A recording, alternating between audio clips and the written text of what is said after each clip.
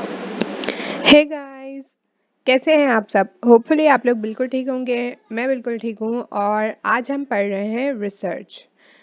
हमने अच्छा खासा कंटेंट प्रिंसिपल ऑफ मैनेजमेंट का कर लिया है। उसकी प्लेलिस्ट में इंशाल्लाह डिस्क्रिप्शन बॉक्स में अगर मुझे याद रहा तो मैं ऐड कर दूंगी। तो आज मैंने सोचा हम कुछ डिफरेंट अप्रोच करते हैं, तो हम रिसर्च स्टडी करेंगे।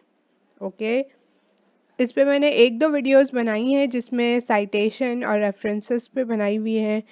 और अब हम पढ़ रहे हैं एग्जैक्टली रिसर्च है क्या, तो हम थोड़ा बैकग्राउंड से थोड़ा स्लोली स्लोली आगे बढ़ेंगे। Okay, life without inquiry is not worth living for a human being. Inquiry, question करना, उसके बिना हमारी ज़िंदगी किसी काम की नहीं है। हम हर चीज़ में इंक्वायर करते हैं, ये है, ऐसा क्यों है, इस तरह से कैसे हुआ, ये किस तरह से हुआ, ये हमारे क्वेश्चंस आते रहते हैं, राइट।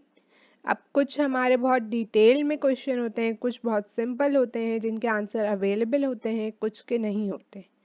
तो वो जो आंसर अवेलेबल नहीं होते उनके क्वेश्चंस के आंसर निकालना इज़ बेसिकली रिसर्च।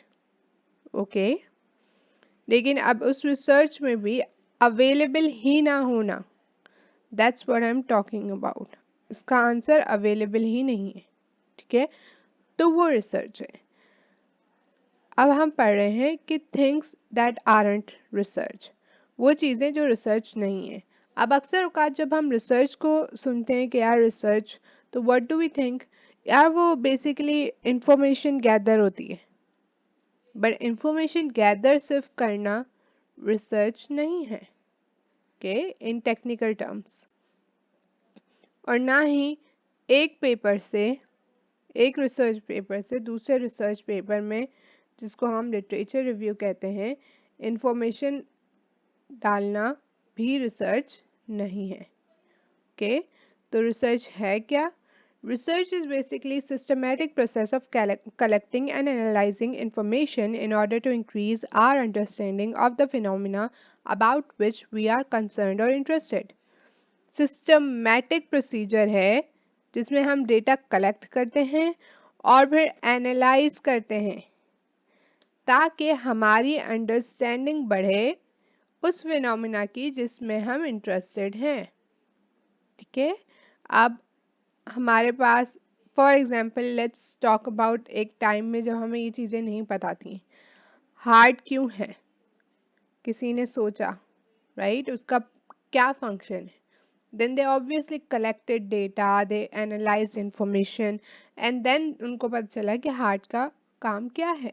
उसी तरह बिजनेस में, मार्केटिंग में हमें डेमोग्राफिक्स क्यों देखने चाहिए, उस पे किसी ने रिसर्च की।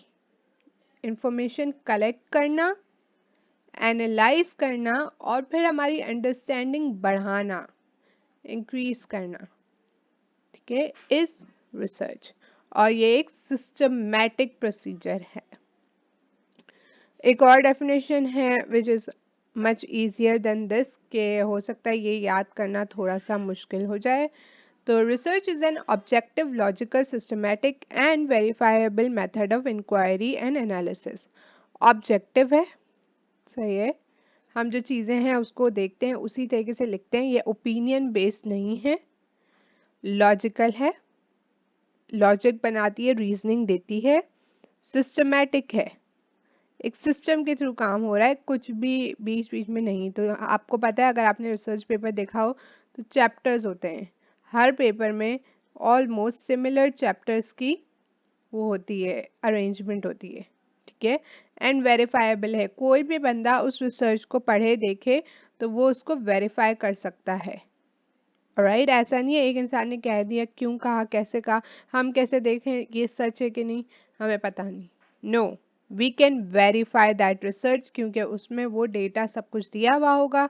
अगर वही चीज़ें हम दोबारा करें तो हमें वही आंसर मिलेगा जो एक पेपर में रिटन है। Method of inquiry and analysis, inquiry और एनालिसिस का। It is also explained as a method of knowing the unknown. जैसे कि मैंने कहा कि जो चीज़ हम नहीं जानते उसको जानना रिसर्च है। inquiry, so sorry, ye I. Okay, and yep. That's it. This is what research is. Research is basically knowing the unknown through systematic procedures. Alright? In simplest form, you can say this. Thank you so much for watching. I really hope you guys enjoyed it. If you did, make sure to give this video a thumbs up. Do subscribe and share this video. I'll see you guys in my next video. Bye, guys.